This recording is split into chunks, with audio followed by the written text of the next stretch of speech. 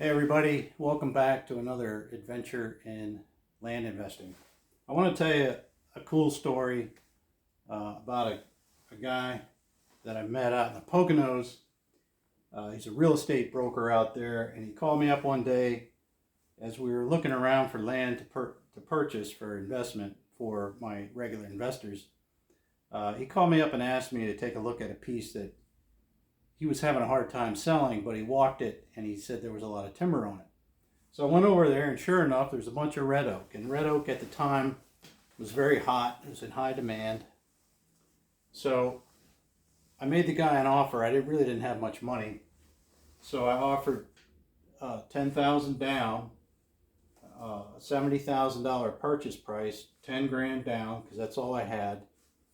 And I had him finance the $60,000 at 10%, which is at a really attractive interest rate. So that tells the seller you're serious, and his eyes light up because you get a really nice interest rate.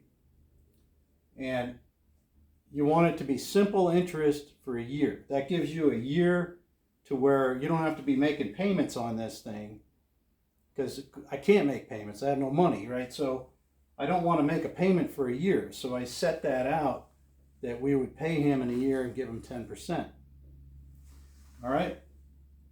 So the way this thing laid out, there's a country road here, and the land came up kind of like this, went down to a little bit of a wet area, and there was a little creek here.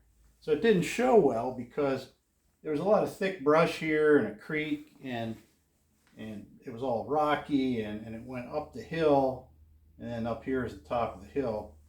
And so what I did was I went in and marked the timber, and since the timber was in high demand at the time, I got a really good offer, and I could get them to really stretch it out. Like, nobody would do this today, but back then I got them to give me the money for the timber before I owned the property.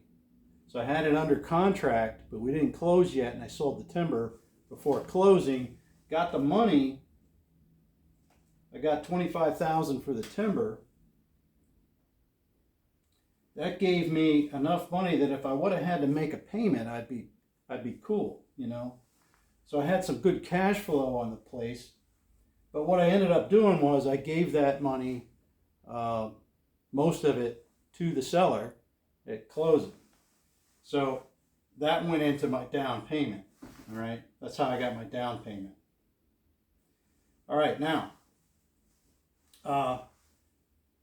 did my timber sale. Everything went smooth. We had a nice opening up here where now you have we put a culvert in here down by the stream, and made a stone road, and we got a road going up to the landing. This is the landing. Now, when the real estate broker went back to take a look at it, he called me up and said, I didn't know a timber sale could look that good. I'd like to buy this property because it was good deer hunting. So he bought it and built a house there, and had a good time living there. He built a beautiful home, and he shot a lot of deer on the property. But I sold it to him for what I paid. Okay, so I got my $70,000 back. And so keep in mind now, I have nothing in this deal. In fact, I'm positive cash flow at this point because I sold the timber and got my down payment. I don't have to make a payment yet. Now I sold the property before a year was up, got the money back, and let's say I had $5 grand in expenses, like to put this culvert in, and some of the, we had to get a driveway permit, get that done, and then real estate expenses, etc. Call that $5K. I don't remember exactly what it was, but I could walk away then after selling it.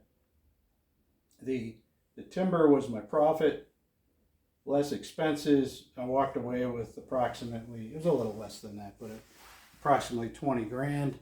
Had fun doing it, and easy money.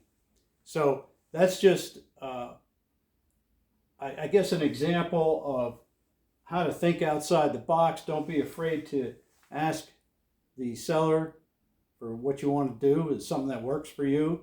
Make sure it's a fair offer to them, and yeah, make sure that you know what you're talking about, because you can get yourself into trouble doing this kind of deal. But the worst that can happen is that a year goes by and you haven't sold it yet, and you owe the guy that 60 grand, and then if you don't have it, then you got a problem. But most of the time, people will restructure the deal for you, or you could go to the bank and restructure it that way, and they just keep hammering. Okay. So anyhow, if a deal looks really good, figure out a way to buy it. I guess that's my advice. And don't let it scare you. And the other thing is, look for deals that don't show well, and make them show well by putting in a landing, a road, put that culvert in, make a nice driveway. That's all you got to do on a lot of properties. And you could sell it very easily, because people can visualize then, hey, I can put my house right here. And that's what they want to see a lot of times. All right, use your imagination, and good luck finding good land deals. If you need any advice, or if you're buying in Pennsylvania, give me a call. I'm a land specialist realtor here in Pennsylvania. If you want to buy hunting land or investment land, and you want to just have me come and look at it and give you my take on it, whether it's a good investment or not, I'd be happy to do that for you. Give me a call anytime, and I'll see you on the next adventures in land investing.